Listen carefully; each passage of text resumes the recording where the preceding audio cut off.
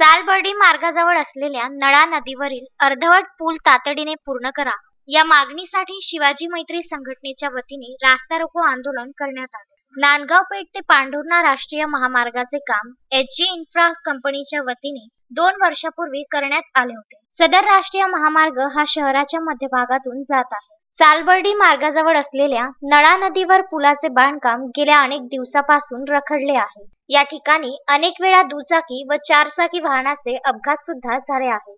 सदर अर्धवट असलेल्या पुलाचे काम तातडीने पूर्ण करा या मागणीसाठी बुधवारी 9 फेब्रुवारी रोजी शिवाजी मैत्री संघटनेचे अध्यक्ष श्रेणीत राऊत यांच्या उपस्थितीत रास्ता रोको आंदोलन करण्यात आले. यावेळी शिवाजी मैत्री संघटनेचे अनेक पदाधिकारी रास्ता रोको आंदोलनात प्रामुख्याने सहभागी झाले होते. आंदोलनादरम्यान कोणताही अनुचित प्रकार घडू नये यासाठी मोर्शी पोलिसांतर्फे तगडा बंदोबस्त ठेवण्यात आला होता.